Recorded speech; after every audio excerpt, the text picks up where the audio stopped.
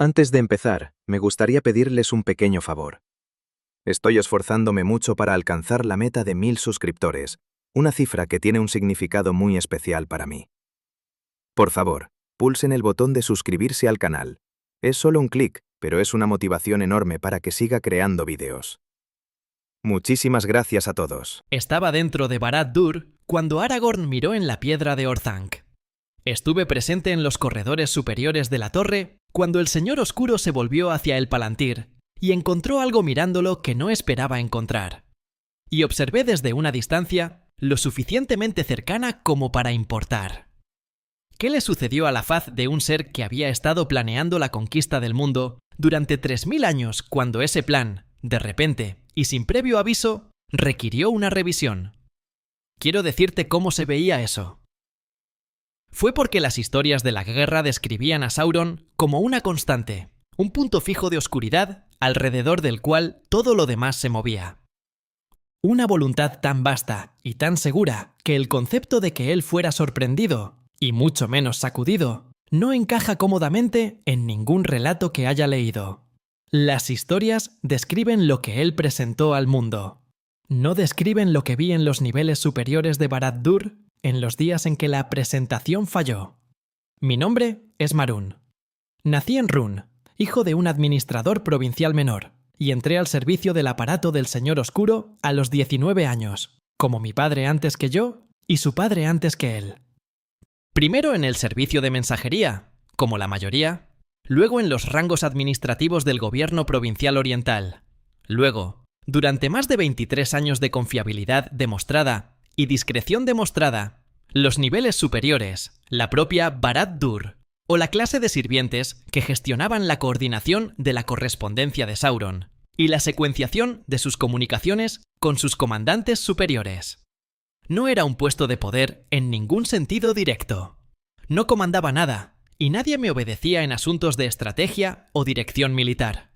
Era un administrador, un hombre que sabía qué informes debían llegar a la cima de la torre, y en qué orden, y quién respondería si no llegaban correctamente. Esto me convirtió, a efectos de lo que estoy a punto de contarles, exactamente en el tipo de persona adecuada para haber estado donde estaba. Los grandes instrumentos de su voluntad vieron su poder desplegado. Vi la maquinaria detrás del despliegue, los cálculos, los procesos, la cualidad específica de cómo una inteligencia de 3000 años gestionaba la información que recibía y las decisiones que tomaba. Y en 3 ocasiones que voy a describirles ahora, vi lo que sucedió cuando la información recibida cayó fuera del rango para el que los cálculos se habían preparado. Antes de describir esas ocasiones, necesito decirles algo sobre cómo pensaba Sauron, porque sin entender esto, el significado de lo que observé no será completamente aparente. Él no pensaba en años, apenas pensaba en décadas. La escala natural de su inteligencia eran siglos, y dentro de esa escala, operaba con una paciencia que no era la paciencia de un hombre esperando algo, sino la paciencia de algo para lo cual la distinción entre ahora y después tenía un significado completamente diferente. Había estado en su proximidad durante casi una década, antes de apreciarlo completamente. Había procesado sus comunicaciones estratégicas durante años, sin comprender realmente lo que estaba procesando. Fue un pequeño incidente, en mi 3er año en la torre, lo que lo aclaró, cuando llegó un informe de las provincias occidentales sobre una disputa territorial entre 2 señores vasallos que se había permitido escalar a un conflicto abierto. El tipo de cosa que requería una resolución administrativa y que yo señalé como que requería su atención porque ambos señores tenían obligaciones militares y el conflicto estaba interfiriendo con esas obligaciones. Su respuesta, anotada en el informe y devuelta en un día, no fue la resolución que esperaba. Dejó que el conflicto continuara. Su anotación explicaba en el lenguaje plano y preciso que usaba para todas las comunicaciones que el señor más fuerte emergería del conflicto en 18 meses y sería más útil después que cualquiera de las partes actuales, y que la interrupción a corto plazo de las obligaciones militares era un costo aceptable de la consolidación. 18 meses. Había calculado 18 meses hacia adelante en una disputa provincial menor, y determinado el resultado óptimo, y decidido lograrlo mediante la inacción. No porque no pudiera resolverlo directamente, sino porque la resolución directa produciría un resultado subóptimo. Estaba dispuesto a aceptar un presente subóptimo por un futuro óptimo, y el futuro para el que optimizaba se medía en meses, de la manera que otra mente podría medirlo en días. La torre tenía una cualidad diferente a cualquier lugar en el que haya trabajado antes o después. No incómoda en el sentido ordinario. La piedra era sólida, los corredores mantenidos y los sistemas que apoyaban el aparato administrativo funcionaban con una eficiencia que respetaba profesionalmente. Pero siempre estaba la presión. La baja presión constante de una vasta voluntad ocupando el espacio, llenándolo como el calor llena una habitación, presente en las paredes, el suelo y el aire que respirabas. Te adaptabas a ella, pero tenías que adaptarte porque la alternativa era ser consumido por ella. Y las personas que eran consumidas por ella no duraban mucho en los niveles administrativos. Aprendías a trabajar dentro de ella, como un hombre aprende a trabajar en altitud, ajustando tu respiración, ajustando tu sentido de lo que se sentía normal, hasta que lo anormal se convertía en la línea de base, y medías todo desde allí. Vi gente quebrarse bajo ella, no a menudo. El proceso de selección para los niveles superiores filtraba a la mayoría de los que se quebrarían a través de los largos años de servicio provincial que precedían a la elevación a la torre. Pero ocasionalmente llegaba alguien que había gestionado los niveles inferiores por habilidad y suerte, y que no había comprendido realmente en lo que estaba entrando. Esas personas se quebraban en su primer año, no por crueldad, sino por simple proximidad a algo que operaba a una escala que la mayoría de las mentes humanas no podían sostener indefinidamente. Eran reasignados silenciosamente. La torre no desperdiciaba gente capaz en castigos cuando la reasignación estaba disponible, pero no regresaban.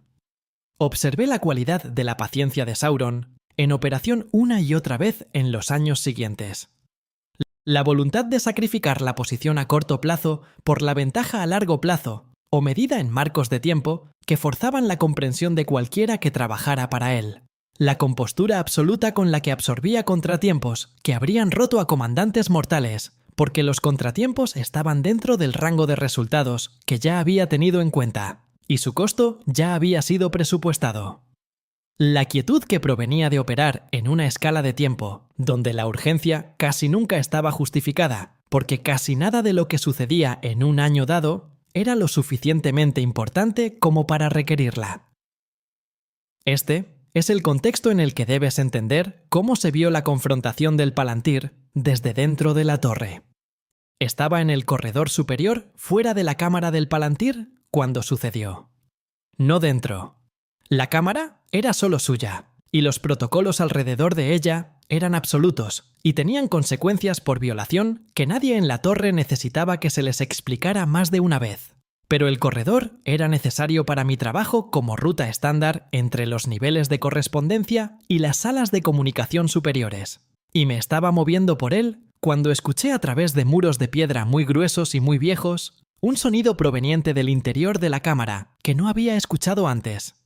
No ira. Conocía la ira detrás de esas paredes. Tenía una cualidad específica, controlada, fría y decidida. La ira de algo que ha decidido lo que sucederá con la fuente de un problema y está procesando la decisión. La había escuchado quizás 4 veces en mis años en la torre, y cada vez había sido seguida por una comunicación a los comandantes relevantes. Y cada vez los comandantes relevantes habían encontrado sus situaciones cambiadas de maneras que no habrían elegido para sí mismos. Ese sonido lo conocía. Esto no era eso. Esto era algo para lo que no tenía una categoría existente, y para lo que he pasado años tratando de encontrar la palabra correcta. Lo más cercano que he llegado es urgencia. Una cualidad de energía comprimida, concentrada y dirigida hacia adelante que implicaba respuesta en lugar de iniciación. El modo característico de Sauron era la iniciación. Él establecía los términos.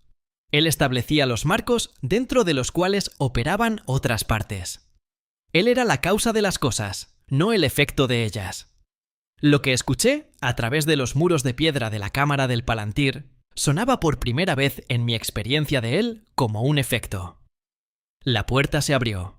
Se movió por el corredor más rápido que su ritmo habitual. Vi en la torre moverse con la deliberación de algo que no necesita prisa, porque todo lo que necesita suceder, sucederá cuando él decida que sucederá. Lo que observé fue un ser cuyo comportamiento se había detenido brevemente de acomodar sus propias reglas, moviéndose con un propósito que tenía una cualidad reactiva en lugar de originadora. Le habían mostrado algo. Estaba respondiendo a lo que le habían mostrado. La respuesta ya estaba completamente formada y se estaba ejecutando. No me miró. Yo era mobiliario. Esto era habitual. Lo inusual era la cualidad del no mirar, que era diferente del no mirar ordinario de una mente que ha evaluado su entorno y lo ha encontrado irrelevante. Este era el no mirar de algo cuya atención era completamente interior. Algo se estaba procesando mientras se movía, recalcular, encajar en un marco en el que no encajaba fácilmente. Convocó a los comandantes Nazgûl dentro de la hora. La citación llegó a través de mi sistema y la procesé. El tono era diferente de las comunicaciones de mando ordinarias.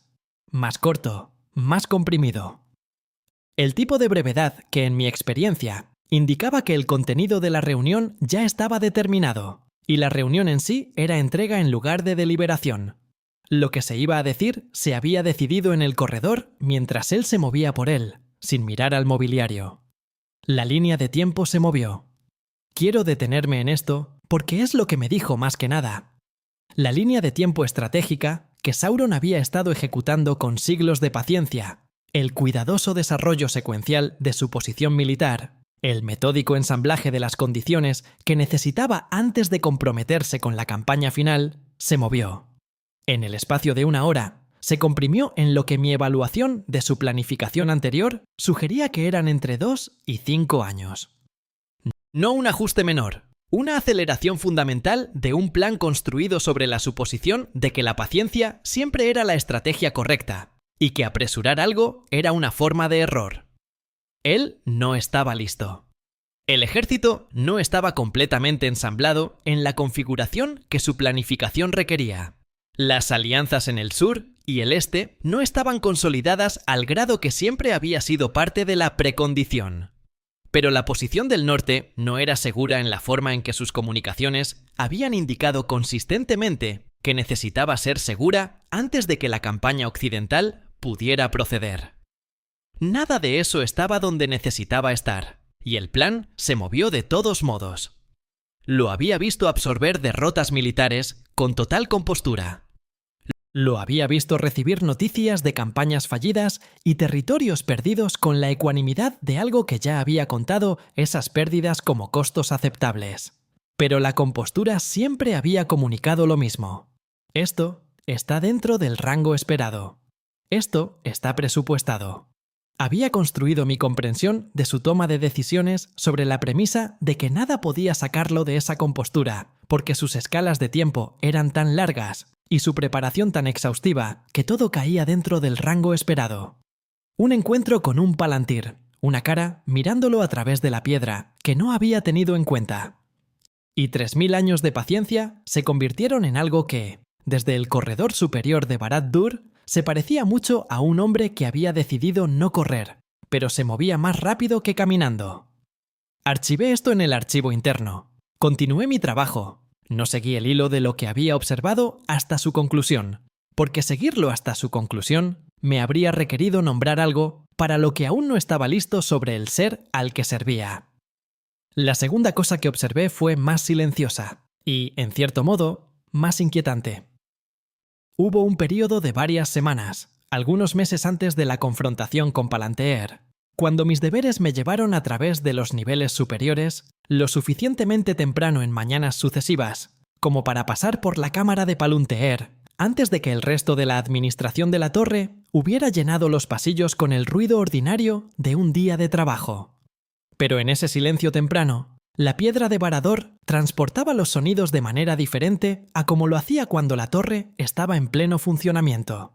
No conversaciones, no órdenes.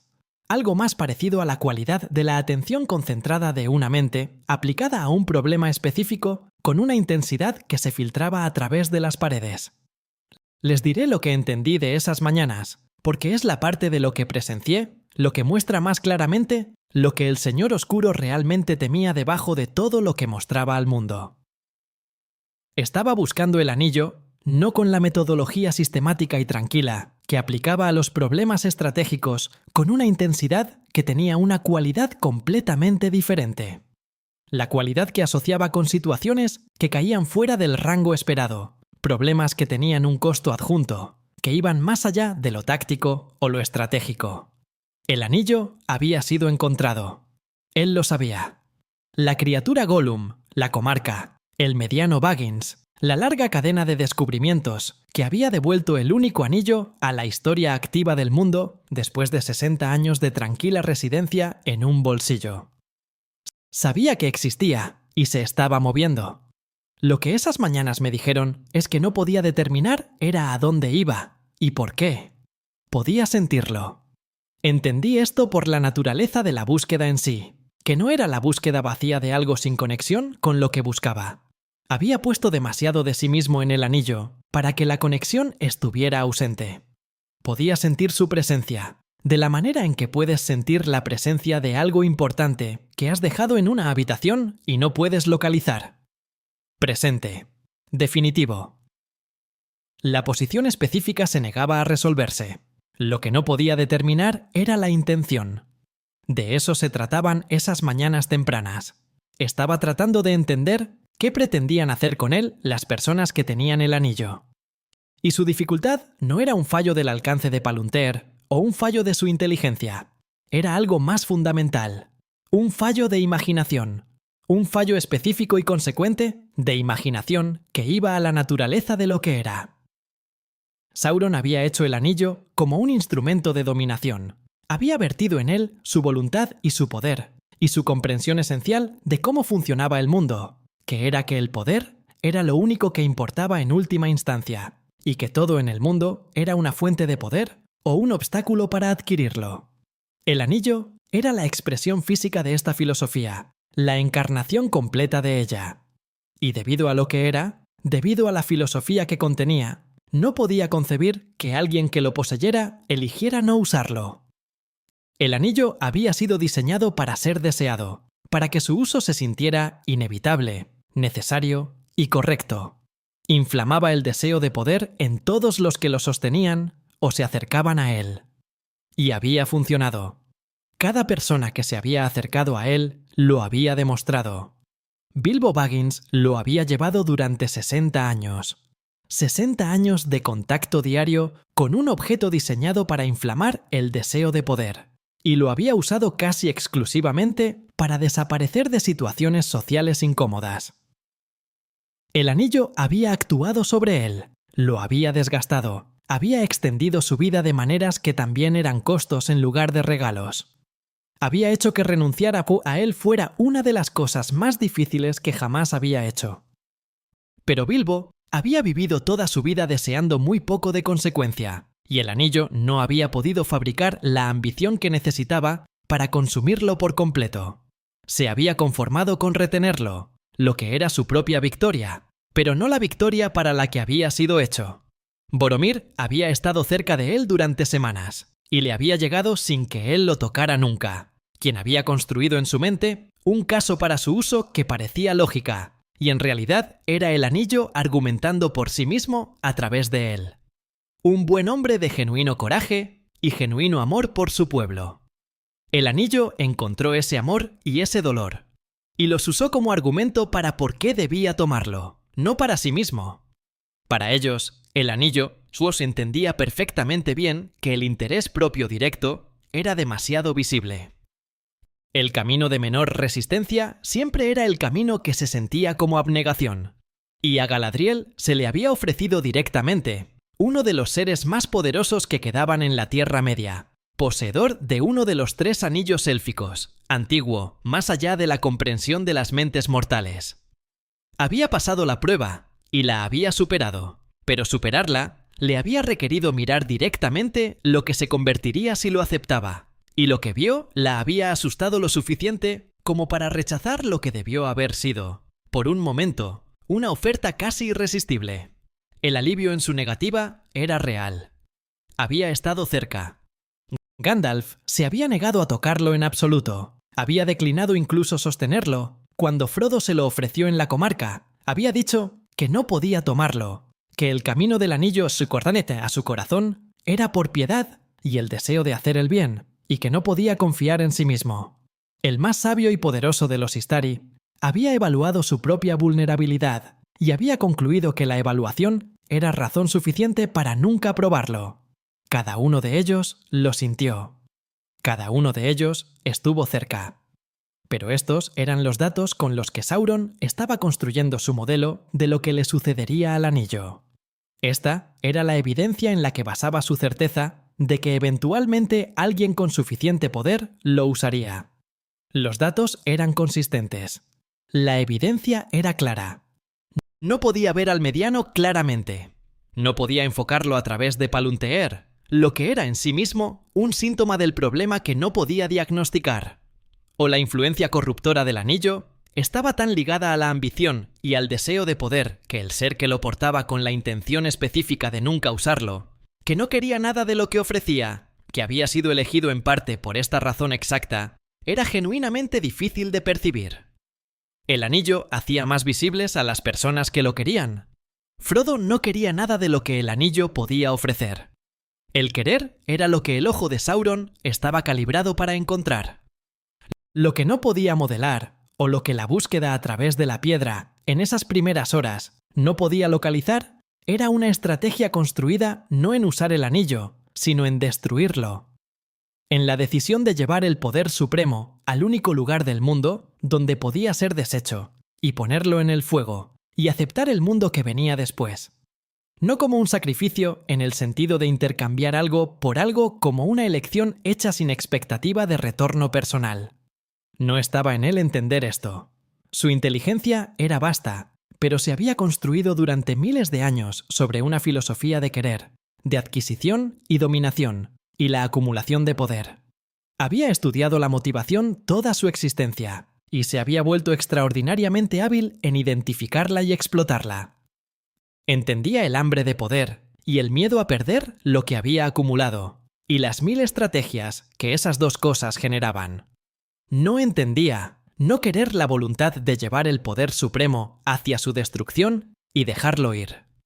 No por incapacidad de usarlo, sino por la fuerza específica que no tiene uso para él. La fuerza que proviene de estar tan vacío de ambición personal que las promesas del anillo no encuentran nada a lo que aferrarse. El coraje que no produce espectáculo y no pide nada a cambio, y se parece a una mente construida enteramente en torno al querer. Una motivación que no podía ser real. Y esas mañanas eran el sonido de la inteligencia más poderosa del mundo, buscando algo que no podía encontrar, porque encontrarlo habría requerido que imaginara una motivación para la que no tenía categoría. Y el no encontrar produjo gradualmente una cualidad en la torre que no había sentido antes. Una tensión en el aire con un filo. Algo que los 23 años que había pasado en proximidad a esa inteligencia me decían que no era incertidumbre estratégica, sino algo más profundo. Miedo, o el Señor Oscuro tenía miedo. No de los ejércitos que se estaban reuniendo contra él. No del regreso de los Valar, temeroso del anillo, temeroso de que la cosa que había hecho, para ser el instrumento de su dominio permanente, pudiera ser llevada al único lugar del mundo que no podía defender y destruida, llevándose consigo la vasta porción de sí mismo que había vertido en él, y dejando atrás algo que no quería imaginar. Se había hecho vulnerable en la creación del anillo de una manera que no podía deshacerse. Había distribuido tanto de su poder esencial en un objeto en el mundo que el destino del objeto y el suyo se habían vuelto inseparables. Lo había sabido cuando lo hizo. Había aceptado la vulnerabilidad como el precio del poder que le daba. Durante 3000 años había gestionado el riesgo manteniendo el control del anillo o cazándolo. Ahora, el anillo se movía hacia un destino que podía sentir pero no localizar, y no podía detener porque no podía encontrarlo, porque la mente que lo llevaba No quería nada de lo que él sabía ofrecer. Llevé este conocimiento al mismo lugar donde había llevado el conocimiento de la confrontación con Palantir, el archivo interno, la parte de mi mente que se llenaba lentamente durante años, con observaciones para las que no estaba listo para llegar a sus conclusiones. Continué mi trabajo. El trabajo no se detuvo en Barad-dûr. El trabajo nunca se detuvo. Y entonces el anillo fue al fuego. Estaba en los niveles inferiores de correspondencia, moviéndome entre habitaciones con informes que debían llegar a los niveles superiores antes de la segunda campana. Una mañana normal, trabajo ordinario. La torre comenzó a temblar, no el temblor ordinario de Barad-dûr bajo carga operativa completa, que había sentido muchas veces, y que tenía una cualidad de estrés intencional. Un edificio trabajando duro, al servicio de lo que lo ocupaba. Esto era diferente. Esto llegó a los cimientos, y subió a través de la piedra como una pregunta se mueve a través de una estructura, probándola, preguntando si todavía quería soportar lo que estaba soportando. Los informes se me cayeron de las manos. Encontré una pared y me apoyé contra ella, e intenté entender lo que estaba sintiendo. En los segundos antes de entender lo que estaba sucediendo, hubo un momento que ha permanecido conmigo más que cualquier otra cosa en mi vida. Algo que duró quizás 3 segundos, y para lo cual estuve posicionado por la lógica ordinaria de dónde me llevaba mi trabajo a observar directamente. La voluntad se detuvo. Barad-dûr siempre había tenido una cualidad distinta de la arquitectura ordinaria, una presencia que impregnaba la piedra, el aire y cada espacio interior. No calidez. Nada cálido había estado nunca en esa torre. Una presión. La presión constante de fondo de una vasta inteligencia ocupando completamente un espacio, llenándolo con el peso de su atención y el impulso acumulado de 3000 años de planificación. Dejabas de registrarlo después de un tiempo, como dejas de registrar un sonido que ha estado presente el tiempo suficiente para convertirse en parte del entorno. Había dejado de registrarlo años antes. Era simplemente la cualidad del aire en Barad-dûr. Cuando el anillo fue al fuego, la presión se detuvo, no se redujo, no se desvaneció, se detuvo.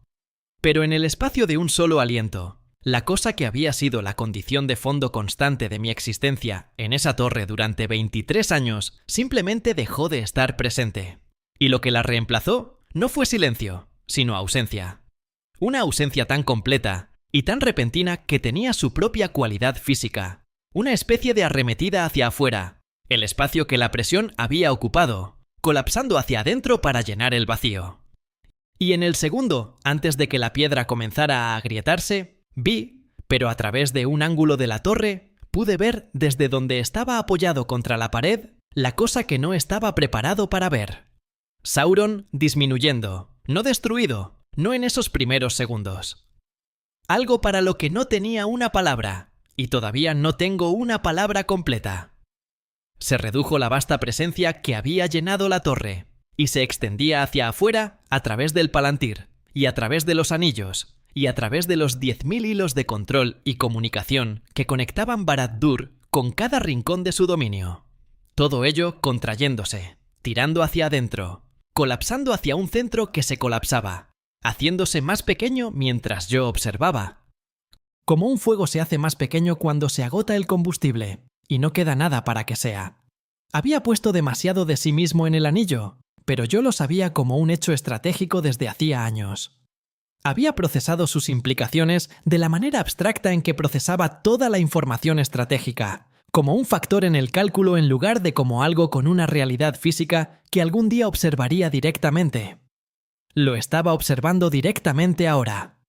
La porción de sí mismo que había vertido en el anillo se había ido al fuego. Y lo que quedaba no era nada en esos primeros segundos, pero estaba tan lejos de lo que había sido que la distancia no era una cuestión de grado, era una categoría diferente de existencia. La imagen residual de un poder que había dejado de estar presente, la forma que deja esa enorme fuerza en el aire cuando la fuerza se ha ido, algo pequeño e informe y que disminuye, algo que había sido la voluntad más poderosa del mundo. Y ahora era el eco de esa voluntad que duraba quizás 2 segundos, en cualquier forma que pudiera observar. Luego, no estaba allí. Entonces la torre cayó y yo sobreviví. Los niveles inferiores tenían salidas que los niveles superiores no tenían. Conocía la estructura de la torre de la manera específica y práctica en que alguien conoce un espacio por el que se ha movido todos los días durante 23 años. Y cuando caen cosas muy grandes, hay una cualidad en el sonido de su caída que te dice hacia dónde moverte y a qué velocidad si has aprendido a escucharla. Me moví. No miré atrás. He tardado mucho en dar sentido a lo que presencié. Años en el este y en un lugar que no nombraré, entre gente que no sabe lo que fui. He tenido más tiempo del que esperaba y lo he utilizado para pensar en los 3 momentos en secuencia y en lo que significan. Significan esto. Sauron fue el ser más poderoso que caminó por la Tierra Media en la Tercera Edad. Esto es simplemente cierto, y lo digo sin asombro porque he visto a qué condujo al final. Su inteligencia era extraordinaria. Su paciencia no tenía parangón. Su capacidad de planificación a largo plazo superaba lo que la mayoría de las mentes pueden comprender plenamente. Se había reconstruido a sí mismo desde la nada efectiva 2 veces, y había regresado de ambas con el tipo de determinación que toma algo terrible y lo empeora. No era frágil, no se rompía fácilmente, y tenía miedo constantemente, específicamente, consecuentemente. No de los ejércitos de Occidente, no de los Valar, no de la muerte en ninguna forma que le estuviera disponible. Tenía miedo de sí mismo, de la elección que había hecho al crear el anillo, de haber vertido tanta de su naturaleza esencial en un objeto en el mundo que el destino del objeto y su destino eran el mismo destino, y de no tener forma de deshacerlo. Se había hecho vulnerable de una manera permanente e irreversible. Y el miedo a lo que esa vulnerabilidad lo exponía siempre estaba allí debajo de todo lo que mostraba, debajo de la paciencia y la certeza y la calma de 3000 años. Y fue deshecho por la cosa específica a la que su miedo siempre se había dirigido. No por ejércitos, no por grandes poderes, por la voluntad de criaturas pequeñas y ordinarias de llevar algo hacia su destrucción sin querer lo que ofrecía. Por una motivación, su propia naturaleza había hecho imposible que la modelara. Por el coraje que desde fuera parece nada, porque no produce espectáculo ni reclama gloria, ni pide nada a cambio. No podía imaginar a alguien que no quisiera nada, pero no podía construir un modelo del mundo que tuviera espacio para ese tipo de motivación, porque toda su comprensión de lo que movía a la gente se basaba en el querer, en el hambre de poder y el miedo a perderlo, y las 1000 estrategias que esas 2 cosas generan. Había estudiado la motivación durante miles de años, y se había vuelto extraordinario en encontrarla y usarla y, en el proceso, se había vuelto ciego a la única clase de motivación que no tenía herramientas para explotar. Pero el anillo fue al fuego porque alguien no quería nada. Porque un mediano en la oscuridad, al borde de una montaña, tenía el anillo en la mano y el peso total de sus promesas presionando cada parte de él, y eligió o fue empujado por algo que nunca podría explicar del todo para dejarlo ir. Y vi cómo la voluntad más poderosa de la historia del mundo se convertía en un residuo en el aire de una torre que caía porque no había podido imaginar ese momento, no había tenido la categoría para ello. Lo que había mirado el mundo a través de la lente del querer y el poder durante tanto tiempo, que la cosa que lo destruyó había sido invisible para él desde el principio. Esto es lo que vi desde dentro de Barad-dûr. Esto es lo que las historias no pueden contener porque las historias fueron escritas desde fuera, donde lo visible era la torre cayendo, y los ejércitos rompiéndose, y la gran oscuridad pasando. Todo eso es cierto. Pero dentro, antes de la caída, hubo 3 segundos de algo pequeño e informe donde había estado el Señor Oscuro. 3 segundos. Los he llevado conmigo desde entonces. Y lo que me dicen en los días en que puedo mirarlos con claridad es que la cosa que destruye los grandes poderes del mundo casi nunca es para lo que se prepararon.